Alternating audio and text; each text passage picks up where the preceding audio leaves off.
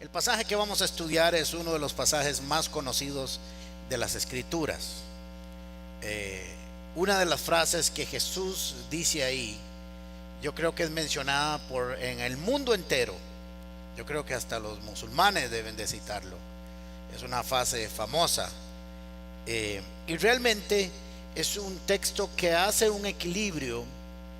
Y no es que la Biblia no lo tenga, pero en un solo pasaje Jesucristo enseña el evangelio completo. En Juan capítulo 3 versículo 16, que ahora lo vamos a leer, está el resumen del evangelio completo. Cuando usted lee Juan 3:16, puede leer un resumen de lo que es el evangelio. Pero en este capítulo de Juan, capítulo 8 versículo 1, hay un resumen de ese evangelio, hay una descripción del evangelio completo, pero en relación con una persona. Y es interesante porque Juan 3:16 es conceptual, pero a mi juicio este pasaje de Juan capítulo 8 describe el evangelio completo en relación con alguien, y eso me gusta. Y además establece un equilibrio entre gracia y verdad.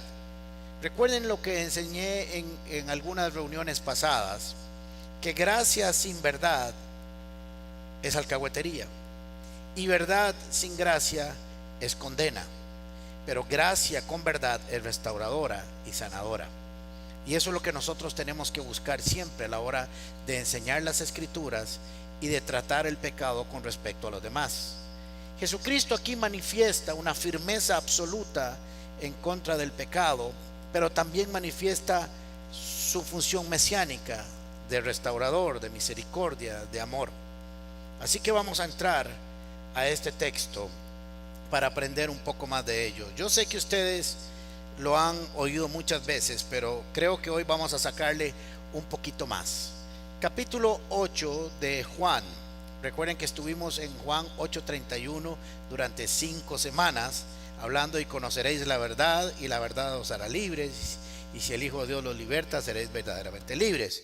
Ahora estamos nosotros en Juan capítulo 8. Obviamente antes del 8 está el 7, y es importante que sepamos que Jesús ha tenido una discusión también con estos señores con que se va a enfrentar ahora. Fue el día anterior. Ellos habían querido arrestarlo y decirle que no predicara más, pero no lo habían podido lograr, así que al otro día trataron de hacerlo nuevamente. Dice: pero Jesús se fue al monte de los olivos. ¿Por qué? Porque en el final del capítulo 7 dice que todos se fueron para sus casas. Ellos tenían casas donde descansar, pero Jesús ahí no tenía donde descansar, así que se fue al monte de los olivos. Y al amanecer se presentó de nuevo en el templo. Toda la gente se le acercó y él se sentó a enseñarles. Los maestros de la ley y los fariseos llevaron entonces a una mujer sorprendida en adulterio, y poniéndola en medio del grupo le dijeron a Jesús: Maestro. Interesante que le digan maestro, porque en el capítulo 7 le habían dicho mentiroso. ¿Cómo nosotros podemos acomodar las cosas según nuestra necesidad? En el 7 era un mentiroso y un impostor, y en el 8, como querían ponerle una trampa, ahora le dicen maestro. Como que nosotros aprendemos a hacer eso, a acomodar las palabras según nuestra necesidad. Y le dijeron: maestro. A esta mujer se le ha sorprendido en el acto mismo del adulterio. En la ley de Moisés nos ordenó apedrear a tales mujeres. No es cierto, era a los dos, no solo a las mujeres, sino a los dos tomados en adulterio. ¿Tú qué dices? Por eso le dijeron maestro. Con esta pregunta le estaban tendiendo una trampa para tener de qué acusarlo, pero Jesús se inclinó y con el dedo comenzó a escribir en el suelo. Y como ellos lo acosaban a preguntas, Jesús se incorporó y les dijo: aquel de ustedes que esté libre de pecado, tire la primera piedra. E inclinándose de nuevo, siguió escribiendo en el suelo. Y al oír esto, se fueron retirando uno tras otro, comenzando por los más viejos, hasta dejar a Jesús solo con la mujer. Realmente no fue solo, sino que la habían puesto en el centro. Estaba Jesús, los fariseos que lo acusaban y el resto de la gente. Así que quedó solo en relación a los que estaban en el centro de la gente. Eso es muy importante porque hay gente escuchando, hay un público escuchando, solo que no interviene aquí en este pasaje. Y muy bien, entonces dice, dejar a Jesús solo con la mujer que aún seguía ahí. Ella seguía ahí. Yo hubiera salido corriendo si me hubieran dado la oportunidad, solo que ella no lo hizo. Entonces él se incorporó y le preguntó, mujer, no es un desprecio, era una forma de hablar con eso, ¿se acuerda? También Jesús le dijo así a su mamá, mujer, así que no es que la está tratando mal. ¿Dónde están? ¿Ya nadie te condena? Nadie, Señor. Tampoco yo te condeno, ahora vete y no vuelvas a pecar. Ese es un mandato bastante complicado. La nueva versión internacional de la nueva traducción viviente dice ahí, más bien, pero el que nunca haya pecado, que tire la primera piedra. Es una referencia a el que esté libre de pecado. Y esta lo traduce, el que nunca ha pecado, que tire la primera piedra. Muy bien, entonces aparecen aquí tres personajes o tres partes. Jesús, los fariseos y escribas, que los vamos a ver como uno solo, y la mujer encontrada en adulterio. Es interesante que tenemos que aprender que sería bonito que nosotros fuéramos conocidos por las cosas buenas que hacemos y no por las malas. Que no digan Alejandro el mentiroso, sino que digan otra cosa. Tenemos que cuidar nuestra reputación, porque así podemos quedar marcados para el resto de la vida. Por eso dice la Biblia que más vale un buen nombre que el amor de muchas mujeres, y eso ya es mucho. Así que vamos a aprender de ellos. Los fariseos eran una secta de maestros y estudiosos de la ley, eran un partido político, y los escribas eran aquellos dedicados a transcribir y hacer copias de las escrituras que después se volvieron en maestros, ¿verdad? Es importante que ellos conocían muy bien la ley, muy bien. Algunos de ellos la recitaban de memoria, ¿verdad? Lo hacían con la versión 1960, lo que me pasa a mí regularmente. Voy a decir algo a mi defensa, por cierto, la semana pasada. Me di cuenta que a veces la versión que yo pongo no está en el ProPresenter, que tenemos ahí un software, ahí que ellos me ponen otra, por eso no coincide con lo que digo.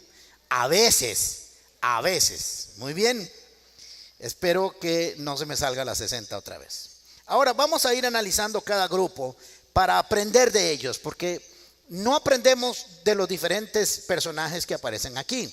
Así que vamos a aprender primero de las intenciones de los fariseos y de los escribas.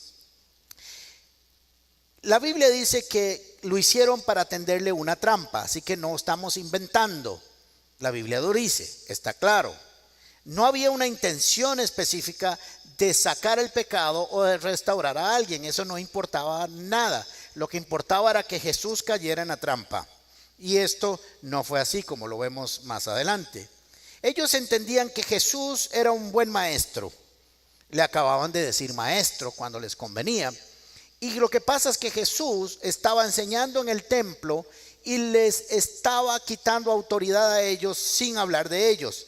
La gente decía, ¿quién es este que enseña como quien tiene autoridad? La gente lo estaba oyendo a Jesús, lo estaba siguiendo y estaba siendo transformadas por las enseñanzas de Jesús. Así que estos fariseos y estos escribas lo que sienten es envidia, odio, celos, y estaban perdiendo poder. Ellos eran personas que ejercían poder sobre la gente, así que lo estaban perdiendo.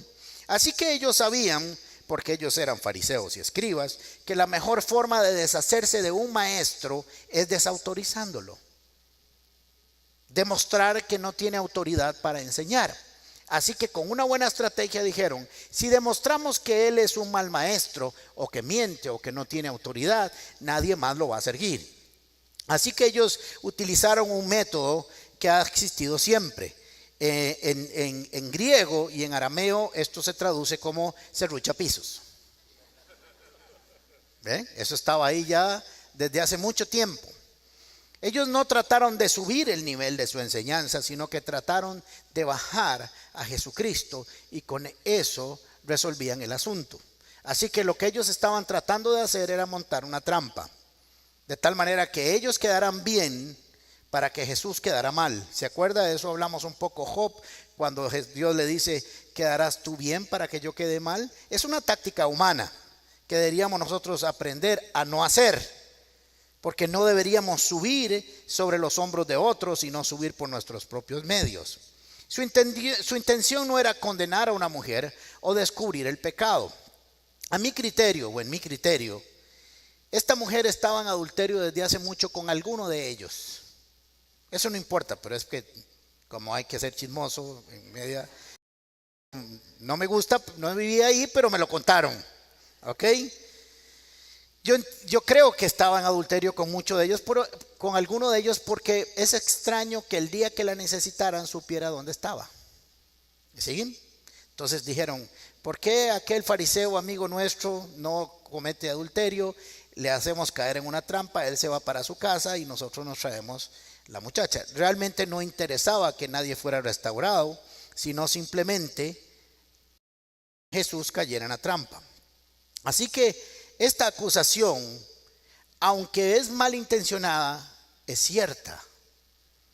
La Biblia no da ninguna chispazo por ahí que diga que ellos inventaron el adulterio. Así que estamos enfrente de verdaderamente un pecado.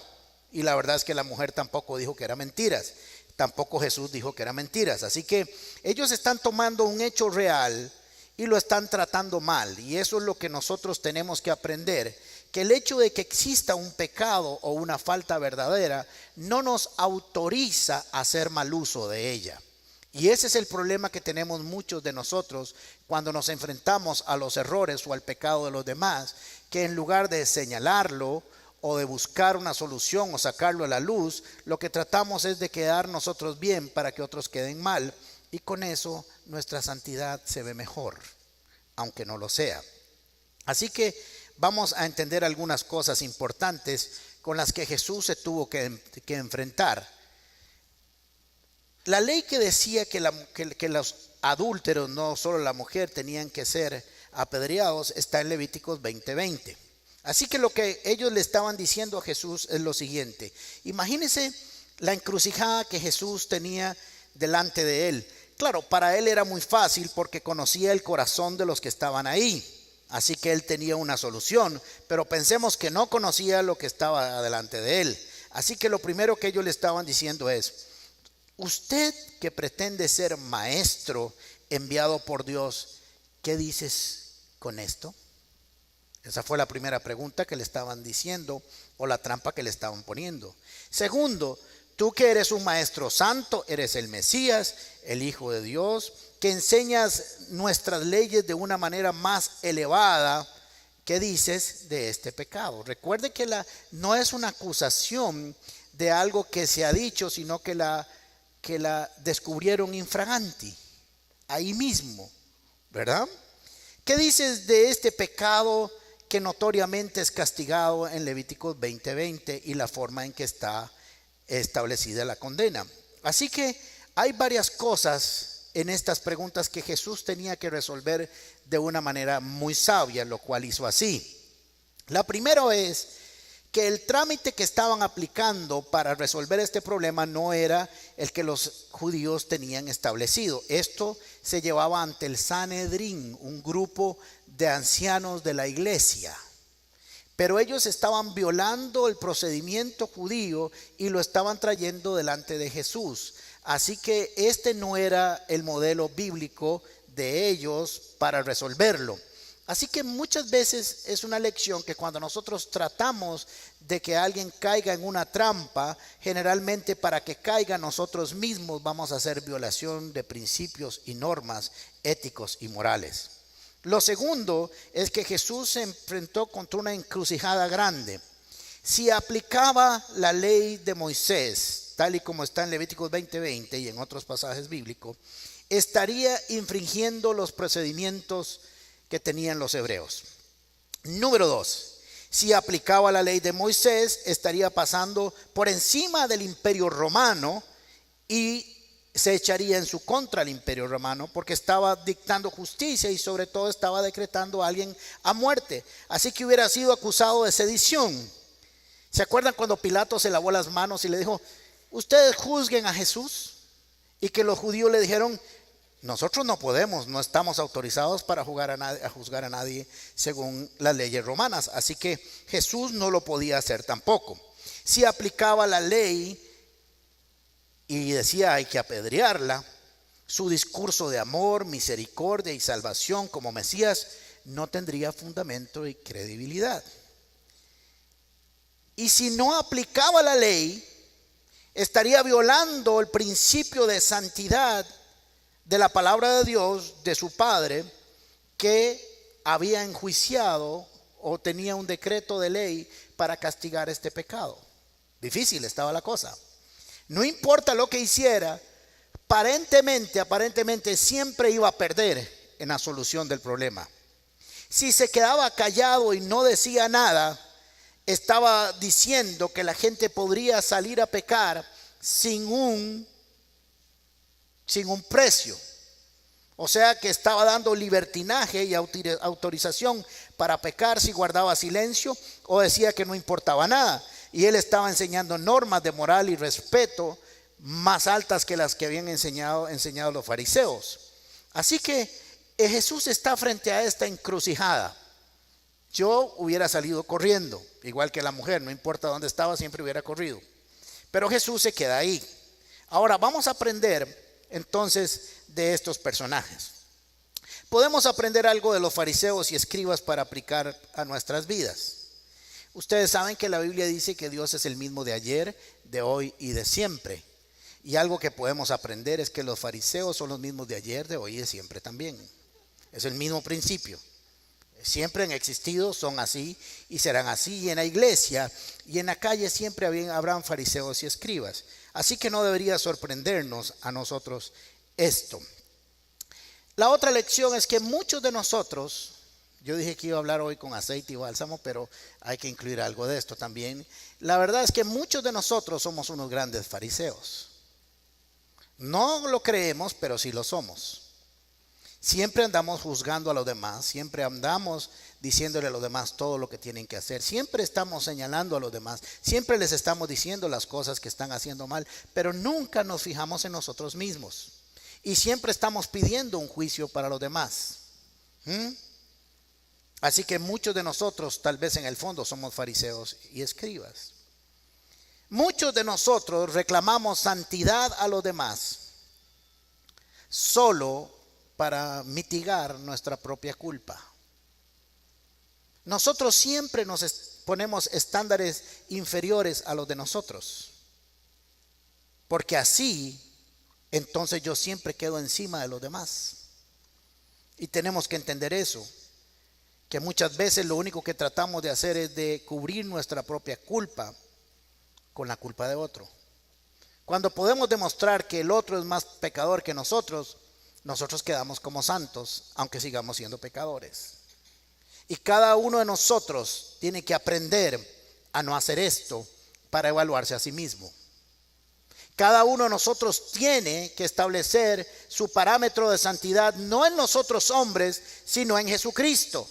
De tal manera que siempre quedemos por abajo del estándar para que podamos disfrutar de su gracia, misericordia y verdad. De lo contrario, nunca lo haremos.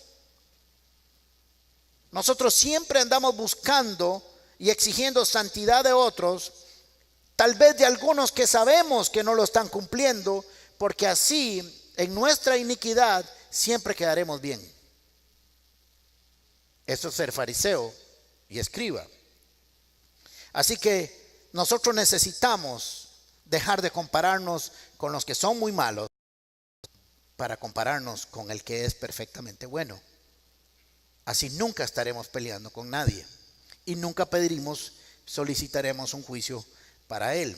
Nuestro corazón se consuela y tranquiliza cuando podemos encontrar una persona que es peor que nosotros mismos.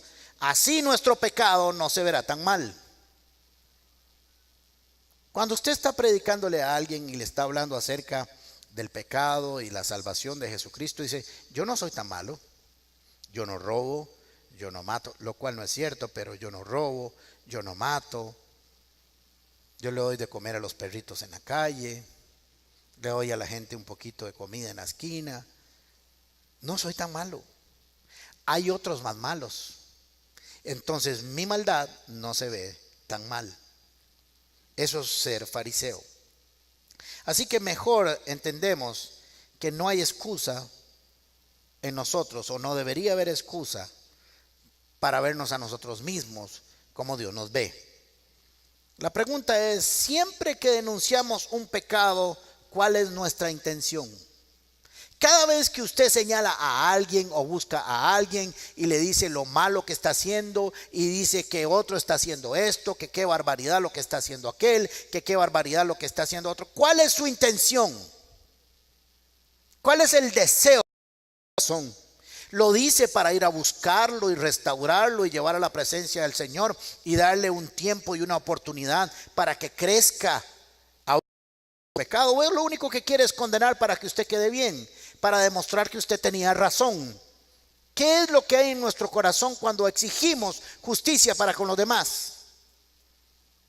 Cada uno de nosotros debería aprender que nunca saldremos bien de ese juicio. Oiga lo que le estoy diciendo, nunca saldremos bien de ningún juicio que hagamos sobre otra persona. ¿Saben por qué? Porque dice Romanos capítulo 2, versículo 1. Le voy a demostrar que nunca saldrás bien.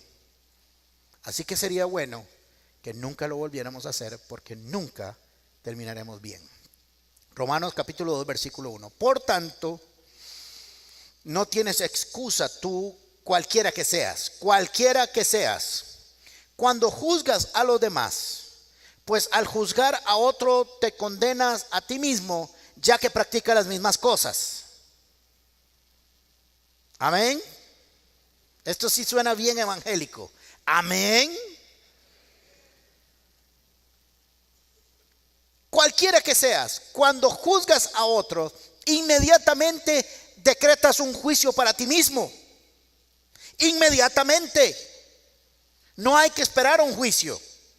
Usted juzga, usted condena, usted enjuicia, inmediatamente hay un juicio para usted mismo, porque con la vara que midas serás medido y un pedazote más. Así que esa conducta farisea que a veces tenemos en nuestras iglesias, juzgando y reclamando y exigiendo santidad, me preocupa mucho. Me preocupa mucho aquellas personas que vienen a pegar exigencias y gritos para que la gente se comporte en santidad. A mí me gustaría ir a verlo por un huequito, a ver qué es lo que está pidiendo. Tal vez está pidiendo juicio para su propia conducta. Dije que la prédica de hoy era suave, pero creo que me equivoqué. ¿Por qué siempre termino ahí? Bueno, así eran los profetas, ¿verdad? Nunca traían buenas noticias. Digo yo, si eran buenas. Ahora, si logras descubrir que alguien está en un pecado o practicando, lo llamas, le hablas y le dices que estás orando por él o por ella para que pueda entender el buen propósito de su vida y que estarás a la par de ella cada vez que te necesite para poder vencerlo. Ese es el carácter de Cristo con el pecador. Ahora ya aprendimos algo de los fariseos, pero gracias a Dios aquí no hay ninguno. Entonces voy a terminar esta parte y vamos a ir a la mujer. Muy bien, vamos a aprender de ella un poco. Es interesante porque a veces no vemos cosas que están en las escrituras. Ella no sabía que su pecado y el día más vergonzoso sobre su vida o en su vida sería también el día más maravilloso de su vida. ¿Se había puesto a pensar en eso? Que el día más horripilante de esta mujer en su vida también fue el más maravilloso, el más increíble. No sabía que se iba a encontrar con el Mesías. Ella fue llevada ante un juez que iba a decretar que se iba a morir. Ella lo sabía. Había sido encontrada en el acto del adulterio, así que ella sabía la ley hebrea. Tal vez, solo tal vez había visto morir a alguien así que se lo estaba imaginando, pero ella no sabía con quién se iba a encontrar. Tal vez le pasó la de Job y dijo: de oídas te había oído, mas ahora mis ojos te han visto en los tiempos más difíciles. Lo que no sabía es que el juez que estaba ahí, Jesús, cuando la vio venir y sabía para qué la traían, seguro se dijo a sí mismo: tú no sabes, mujer, que vine a buscarte a ti. Ella no lo sabía, pero Jesús había dicho, o lo dijo en Lucas capítulo 19, no está ahí, 10 dice: Jesús vino a buscar y a salvar lo que se había perdido.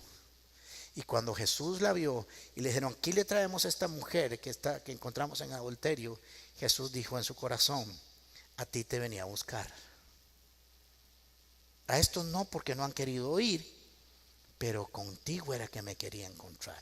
Ella no lo sabe, así que va a irlo descubriendo poco a poco a cómo va a ir sucediendo los acontecimientos en este pasaje. Ella creyó que la noche anterior en su encuentro amoroso sería la mejor noche de su vida, pero no lo era. Iba a ser el momento más feo desde el punto de vista humano. Pero desde el punto de vista espiritual de los propósitos de Dios, se reuniría con el Hijo de Dios, con el Mesías. ¿Y dónde se iba a reunir con él? En la sinagoga, en la iglesia. Yo quiero que la gente de la comunidad Paz, ustedes, los que nos congregamos aquí, seamos personas misericordiosas. Por eso nos llamamos Paz. No sé si algunos saben que es perdonados para amar y servir. Seamos una iglesia que comprendemos al pecador, porque todos nosotros vinimos aquí igual. Aquí no enjuiciamos a la gente, la buscamos para sanarla.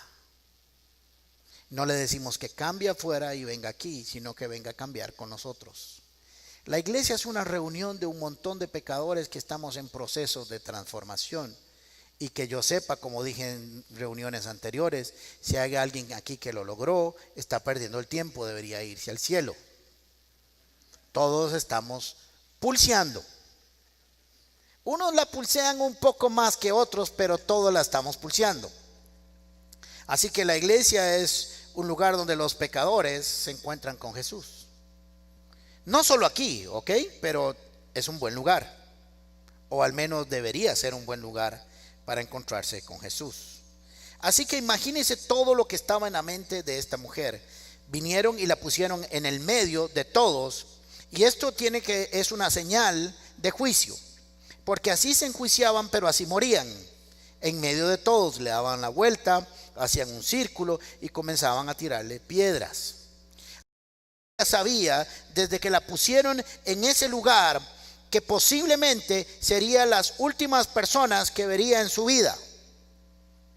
Sería tal vez las últimas palabras que diría, aunque esta mujer solo habla al final. Dijo: todos se fueron. Eso es todo lo que dijo. Y es que ¿qué había que decir? No había que decir nada más. Solo respondió a eso. Pero imagínense que ella, en su mente, en su cultura, en lo que había visto, en lo que le habían contado, ella sabía que iba a morir. Porque la paga del pecado es muerte. Ahora imagínense todo lo que estaba en su mente. Vergüenza. Adán y Eva, cuando pecaron, sintieron vergüenza y se fueron a esconder de Dios. Pero ella no podía esconderse. Estaba expuesta. Hay algunos estudiosos que dicen que si fue encontrada en adulterio y querían humillarla, posiblemente venía medio desnuda. Y que por eso Jesús nunca levanta su cabeza del suelo en la narración, porque siempre está escribiendo al suelo, refiriéndose a ella con respeto. Pero eso es lo que dicen algunos. Yo solamente traigo el chisme, pero no se lo digan a nadie, solo se queda aquí. Así que ella sabía dentro de sí que estaba muerta. Eran minutos lo que le faltaba. Ahora es importante que sepamos qué son los procesos mentales que ella está haciendo. Estaba tomada en adulterio, así que tenía un esposo. Posiblemente nunca más lo volvería a ver. Si tenía hijos, nunca más volvería a ver sus hijos. Y sería recordada no como la mamá o la hija o la hermana que murió por un accidente o por una enfermedad, sino que a mi mamá la mataron apedreada por adúltera. Tenemos que recordar que el pecado avergüenza. Aunque Dios lo perdona, el pecado avergüenza. Por eso deberíamos practicarlo. Ahora les voy a enseñar otra cosa. Algo que aprendió ella y que deberíamos de aprender nosotros. El pecado exhibe y avergüenza. Recuerde que aunque la sangre de Cristo cubre nuestro pecado, el pecado avergüenza y exhibe. que un encuentro con Jesús en medio de un pecado atroz no representa la muerte. Ella podría dar clases de esto y decirles: mi pecado me llevaba a la muerte, pero me encontré con el Mesías y el Mesías no me dejó morir. Todo lo contrario, pasé de muerte a vida. Bien, aprendió que Jesús no vino a condenar, sino a salvar y perdonar y restaurar. Ella estaba segura que era culpable, pero quien estaba delante de él no, dijo que no era culpable. El Señor quita la culpa, aunque usted esté en medio y exhibida y avergonzada. El Señor nos da la oportunidad de volver a empezar de una manera diferente, y ella lo sabía. Le dice: vete y no peques más. Ahora vamos a tratar esa oración más adelante. No dice las escrituras, pero suponemos, basado en el resto de las escrituras, que amó mucho a Jesús después de eso, porque al que mucho se le perdona, mucho ama. Así que posiblemente fue una mujer que amó mucho a Jesús toda su vida, ¿verdad? Cuando no sabemos de qué nos ha salvado Jesús, no sabremos tampoco por qué tenemos que amarlo.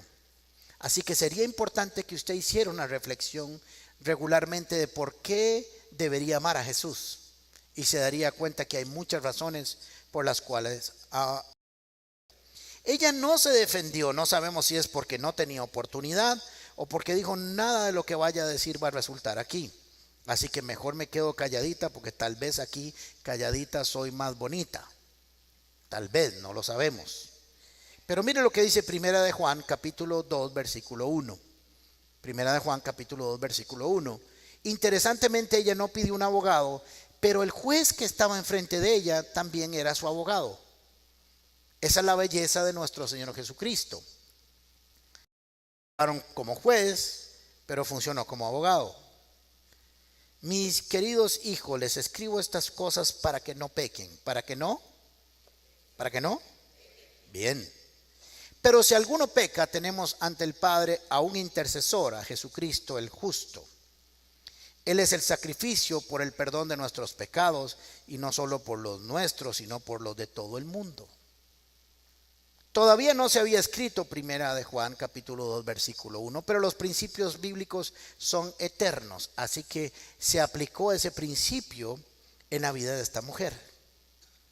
Todavía no había sido expuesto, pero los principios bíblicos existen siempre. Pasan a la revelación. El Espíritu Santo inspiró al escritor bíblico. Así que esta mujer aprendió varias cosas importantes. Ahora hablemos del personaje más importante, y voy soplado, y es Jesús. ¿Saben cuál era el gran reto de Jesús? El gran reto de Jesús no fue si cumplía la ley, o si quedaba bien con los romanos, o si violaba los principios procedimentales de los hebreos, o si juiciaba o no juiciaba. El gran reto de Jesús aquí es el siguiente, y creo que algunos lo han entendido mal, y le voy a decir por qué. Porque aquí no era el problema de si la condenaba o no la condenaba. Era que dependiendo lo que fuera a hacer, podría dar una mala imagen de lo que el Mesías hace o vino a hacer. Si condenaba, quedaría como un Dios castigador. Pero si no condenaba, quedaría como un Dios que permitiría el pecado. Esa es la gran encrucijada de Jesús. Así que él lo hizo muy bien. No condenarla, pero no insinuar que es permisivo con el pecado. Aplicar la santidad, la gracia y el perdón sin ser condescendiente con el pecado. Jesús no negocia con el pecado. Algunos creen que Jesús negoció aquí de alguna manera con el pecado, y ahora les voy a decir por qué no. Algunos de ustedes nunca se han dado cuenta de esto que hoy les voy a enseñar, porque tiene fundamento bíblico. Jesús no condena. Primero, porque no vino a eso. Y les voy a decir una revelación que tal vez usted nunca se había dado cuenta. Jesús no condena porque usted y yo nacimos condenados. ¿Entienden? ¿Se había puesto a pensar en eso? Jesús no condena porque usted y yo nacimos condenados. ¿Para qué va a condenar a un condenado? Solo cuando la mamá le dice condenado Wililla, pero eso es otra cosa. ¿Me están entendiendo? Jesús no condena, primero porque no vino a eso, y segundo porque estamos condenados. ¿Para qué condenar a un condenado? No tiene razón. Usted la única opción que tiene con un condenado es descondenarlo. Un verbo que me acaba de inventar. ¿Me van siguiendo? Jesús no condena porque no vino a eso. Pero segundo, porque teológicamente ya estamos condenados. ¿Para qué va a meter en la cárcel a alguien que ya está en la cárcel? A alguien que está en la cárcel solo se le saca de la cárcel. Así que Jesús no tiene ningún propósito en condenar a nadie porque ya nacimos condenados. Y vamos a verlo aquí nosotros. Juan 3:16. Porque de tal manera amó Dios al mundo que dio a su Hijo unigénito, para que todo el que cree en Él no se pierda, sino que tenga vida eterna. Dios no envió a su Hijo al mundo para ¿qué? Sino para salvarlo por medio de Él. El que cree en Él no es condenado, pero el que no cree ya está condenado por no haber creído en el nombre del unigénito, en el Hijo unigénito de Dios. Ya está condenado. La paga del pecado es muerte. Y nacimos fuera de la gloria de Dios. Así que Jesús no tiene ningún interés en hacerlo, porque el pecado ya lo hizo en nosotros. Porque cuando rechazamos, estamos condenados. Así que sería un Dios absurdo condenar a alguien que está condenado. Juan capítulo 5 versículo 24 dice: ciertamente les aseguro que el que oye mi palabra y cree al que me envió tiene la vida eterna y no será juzgado, sino que ha pasado de muerte a vida. O sea, nosotros antes de llegar a Jesús estamos muertos. ¿Para qué va a condenar usted un muerto? No tiene razón. Al muerto solo se le resucita, es la otra opción que hay. Así que Jesucristo vino a traer gracia y verdad y sacarnos de la condenación, y vino a traer gracia y misericordia para que pasemos de muerte a vida. Por eso Jesús nunca te va a condenar, porque nos condenamos solos. Eso es maravilloso, porque el día que creamos en Él, la condenación no existe. ¿Vamos bien?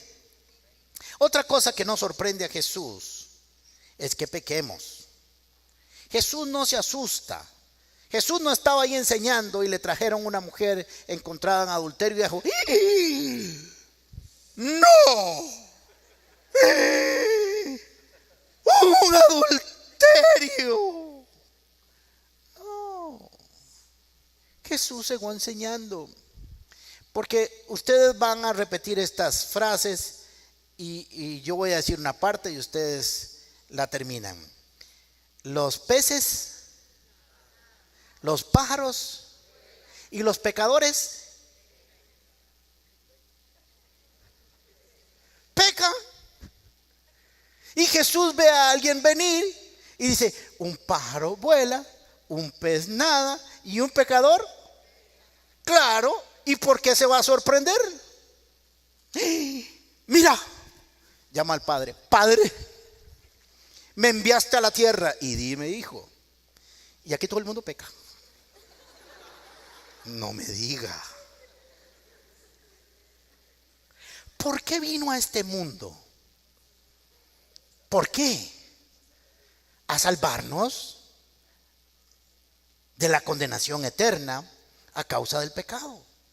Jesús no se sorprende cuando nosotros pecamos. Jesús se sorprende cuando creemos, porque las dos veces que Jesús se sorprende en la Biblia es cuando alguien cree de manera especial y extraordinaria. Así que no se sorprende que pecamos. Y con esto no estoy autorizando a que usted salga a pecar, porque si quiere vivir avergonzado y que lo pongan en el centro y que su familia sepa de su pecado toda la vida, puede hacerlo, aunque no hay condenación. ¿Me explico? Así que los pájaros ¿Los peces y los pecadores? Claro. Entonces por eso el pecador necesita salvación. ¿Estamos bien? Jesús no condenó a esta mujer. Y quiero aclarar algo importante en el proceso. La gente dice que Jesús andaba con pecadores. Y no es cierto. Los pecadores buscaban a Jesús. Usted no ve a Jesús entrando en una cantina a echarse 2 birras para evangelizar.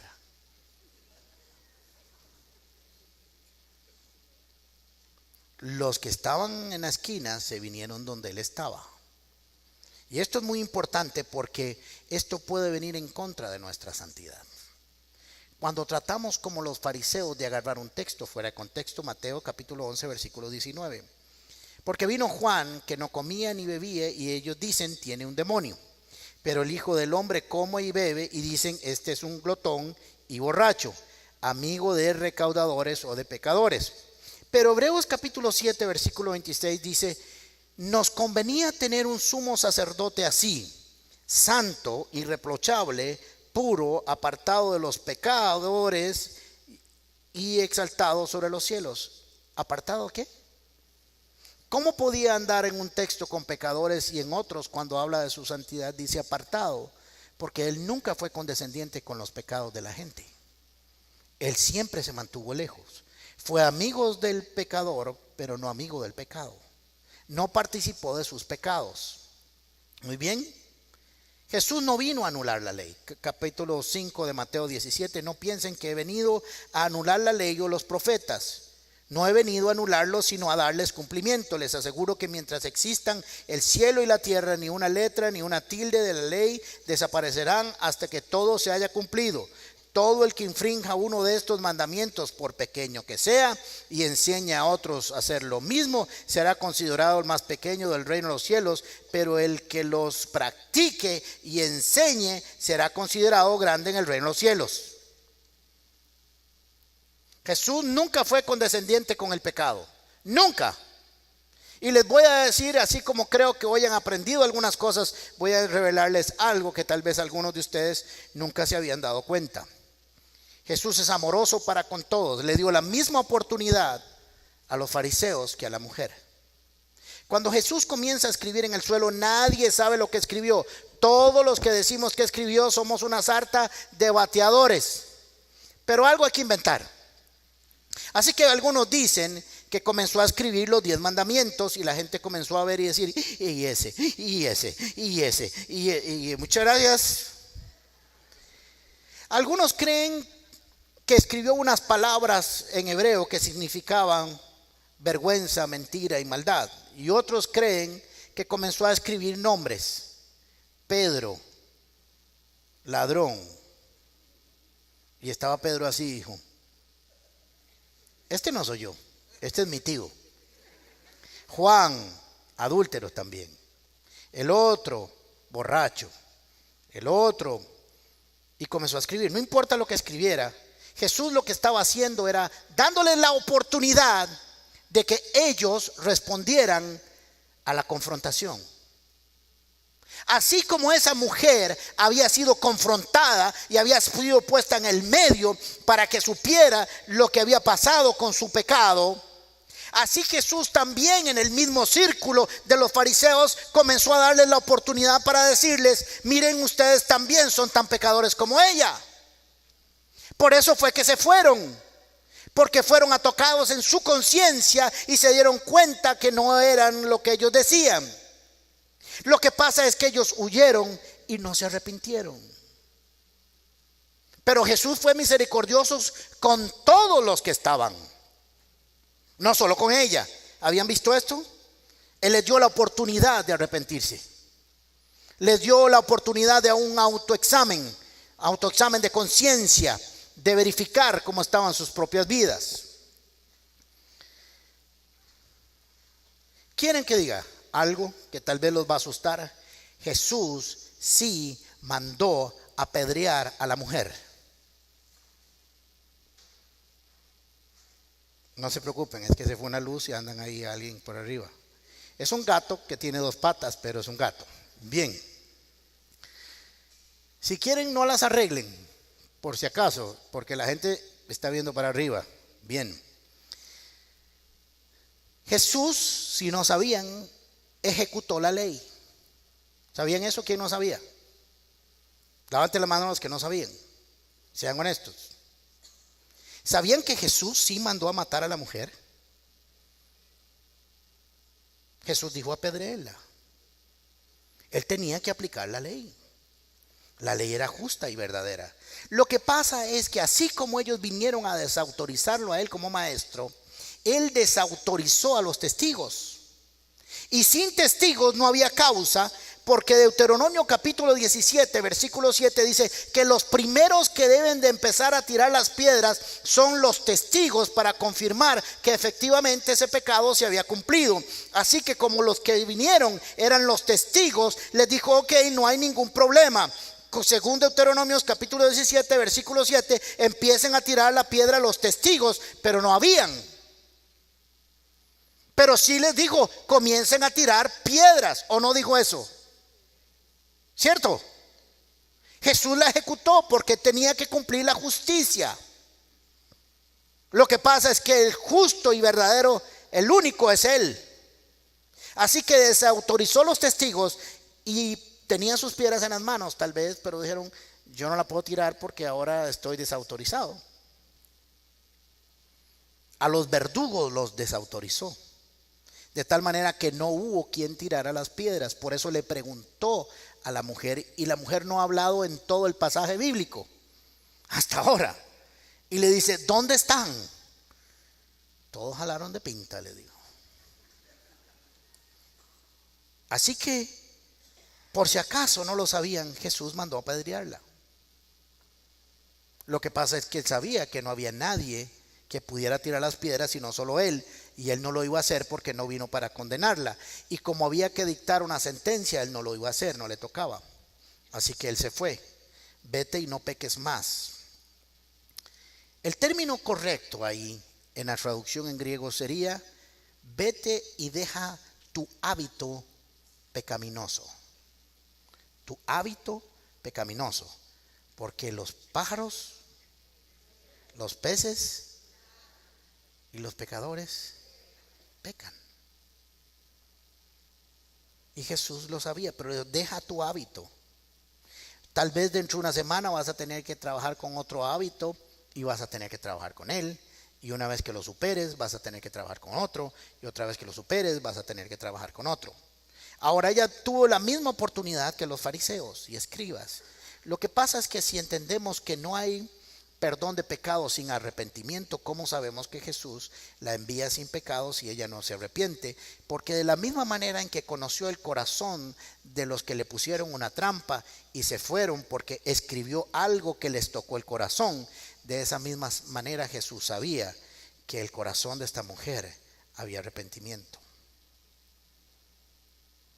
Cierre sus ojos un momento.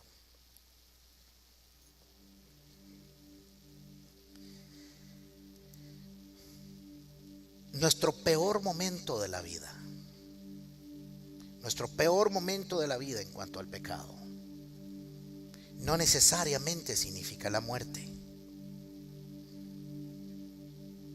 Puede ser el momento más especial de nuestras vidas para encontrarnos con aquel que no vino para juzgarnos, sino para salvarnos y para pasarnos de muerte a vida. Algunos de ustedes hoy han querido hacer un examen de conciencia y han dicho: la verdad es que yo he sido fariseo y escriba con mi propia vida, porque he juzgado a los demás duramente para juzgarme a mí mismo livianamente, porque en el pecado de otros mi iniquidad aparece santidad. Dígale al Espíritu Santo en esta tarde: Espíritu Santo, revélame mi pecado,